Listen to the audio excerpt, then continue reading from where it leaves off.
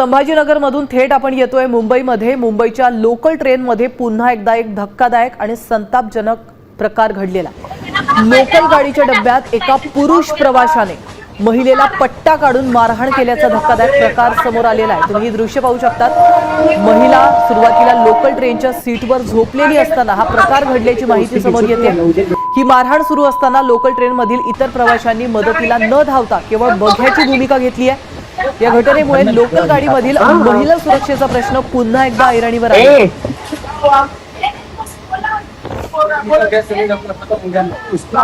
याविषयी अधिक माहिती देण्यासाठी आपल्या प्रतिनिधी साक्षी यादव फोन लाईन वरून आपल्यासोबत जोडले गेलेले आहेत।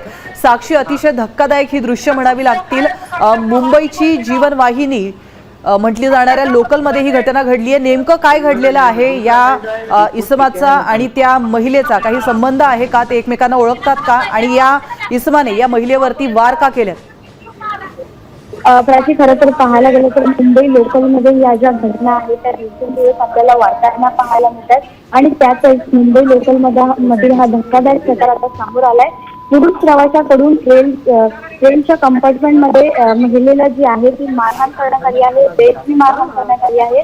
बेल्ट काढून देखील धाक दाखवला जातो, तिला धमक्या दिल्या जात आहेत, तिला शिव्या सुद्धा यावेळी दिल्या जातात। महिला सुरुवातीला ट्रेनच्या सीटवर झोपली होती असल्याची माहिती समोर आली आणि ती झोपली का असा जाब यावेळी विचारण्यात आला होता त्या पुरुषांकडून आणि त्या पुरुषांनी त्या महिलेला बेल्ट काढून धमकी दिल्याची माहिती आता सध्या समोर येते। महिलेला मारत असताना इतर प्रवाशांनी महत्वाची भूमिका बजावली। इतर प्रवाशांनी त्याला रोखण्याचा प्रयत्न केला तरी सुद्धा तो पुरुष जो आहे तो इथे थांबत नव्हता। तो कंटिन्यू त्या महिलेला मारताना आपल्याला पाहायला मिळाला। मुंबई लोकलमधील हा धक्कादायक जो प्रकार आहे तो समोर आलेला आपल्याला पाहायला मिळतो। खरं तर पाहायला गेलं तर ही महिला आणि त्या पुरुषाचा काही संबंध आहे का ते अद्याप स्पष्ट झालेलं नाहीये। सुद्धा पुढील तपास जो आहे ते रेल्वे प्रशासनाकडून करण्यात येतो। त्या माध्यमातून आपण बघतोय स्क्रीनवर की नक्कीच साक्षी, धन्यवाद तुम्ही दिलेल्या महत्त्वपूर्ण माहितीबद्दल।